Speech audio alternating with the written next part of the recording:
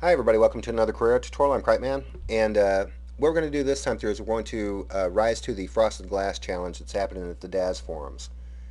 Now, I got the model from the place. It's a University of South Carolina, I think it is. Um, I got the model from there, and this is what I came up with for my frosted glass. This is with caustics and indirect lighting and all that. This is with it. This is without it.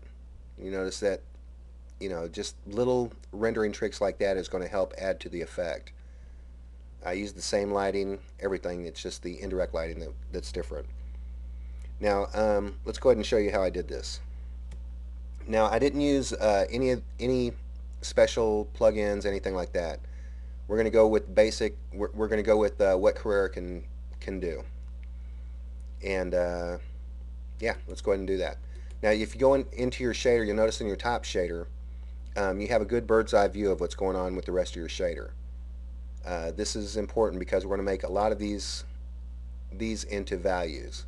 Let's go ahead and make our color into a value, and let's make our go into transparency, which is going to be the big element that you're going to be tweaking here.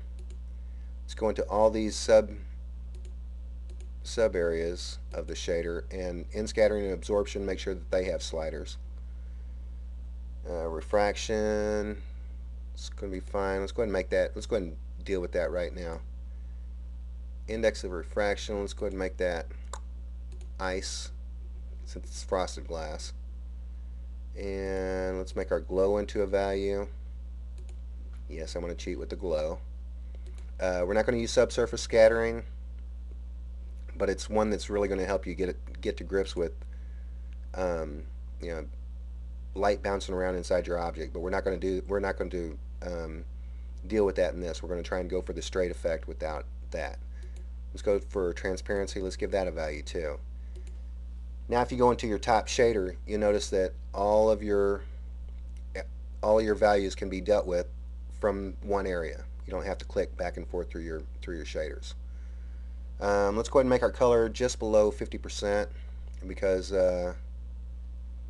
we don't need a whole lot of color. The color is going to come from our lights, basically.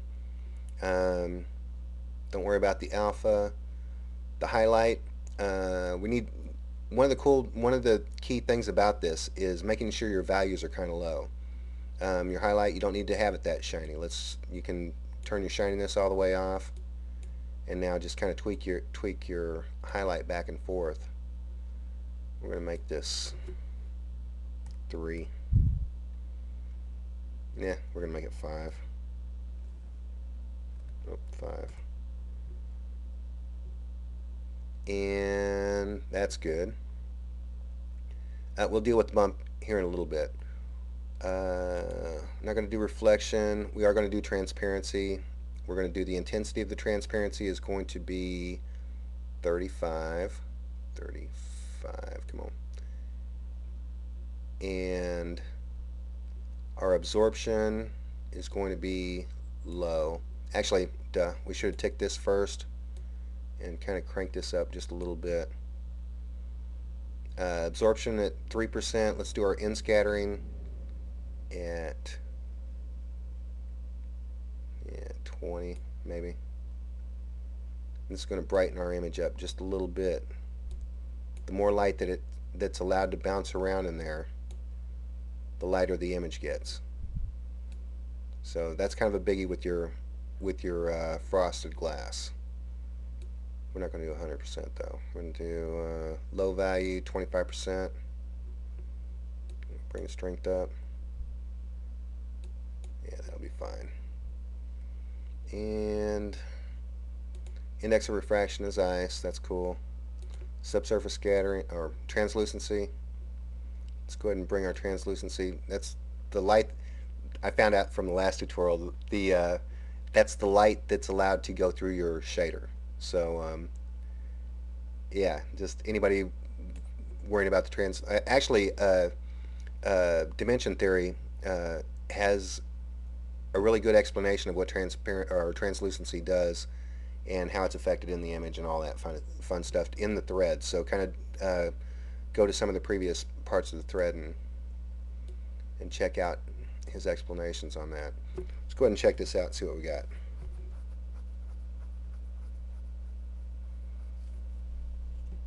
And this is pretty much what we're wanting. We're wanting a slight shininess on the outside, uh, just a little bit of transparency. You can kind of make out the blue in the background just a little bit. And our translucency has given us a little bit of a glow down here on the bottom, which is what would naturally occur in frosted glass. Okay. Now we got our highlight and our shininess in place. What we don't have is a texture to go on the outside of our shader. And let's go ahead and go ahead and put a texture in there. Let's go ahead and go for cellular, because cellular is awesome. Give it the bump that comes out like that. Bump that comes towards you. Let's pick one of these. Ugh. I think it was that one. Let's go for that. Let's bring our scale all the way down. We want super tiny bumps. Super tiny bumps. That, we got super tiny there. Let's do 0.10. We'll probably bring that down a little bit later too. And now with our bump in place, we might have to tweak our shininess around a little bit. Let's see what we got.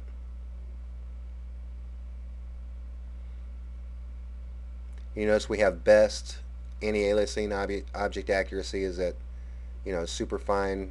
You ought to be able to get some really good detail out of this, but if you notice, it's like hyper bumpy. We don't want it to be hyper bumpy. We want it to not be hyper bumpy. We want it to be kind of bumpy. So let's go to our cellular and let's go to our intensity and bring this down to a pretty low number. Let's see what 10 gets us. That's probably a little much. Let's see what 4 gets us. That's kind of right.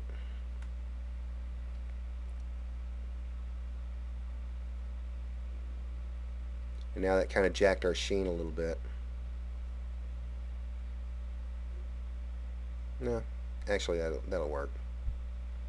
Now it's still kind of dark right there, and we only have one light, and we still want to give it kind of a glow effect. So we also want to kind of jack the transparency just a little bit too.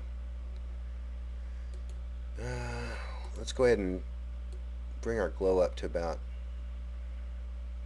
20%. Yeah, it's probably a little much. And you see how it's kind of taken the form of the it's kind of given the appearance of frosted glass already, just with the little bit of glow that we have in it. You can kind of get that with subsurface scattering too, but yeah, we're gonna just go without that. Maybe we want a little bit more of a bump, something a little more pronounced but not too intense.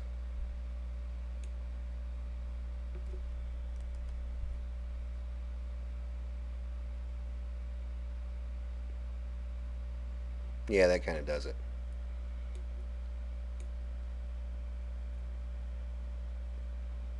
Now something you can take into consideration when you're doing this too is when you're doing your render, you have your indirect lighting. I'm pretty sure I showed this. Your indirect lighting and can have a really dramatic effect on your image, but it's also going to add a lot of render times to it. You're going for quality, well, you should be going for quality anyway, duh. But yeah, go ahead and tweak your caustics and do your indirect lighting, and you're going to have some pretty nice results. Anyway, that's pretty much it. That's the way I have that's my frosted glass. Things that you can do to this in your when you're doing it yourself is kind of work your color around a little bit, work your glow around a little bit, and definitely kind of shoot around your transparency. and you'll wind up getting better and better glass results as you go along. So anyway, that's it for this time. I'm Cripeman, and I'll talk to you again later. Bye.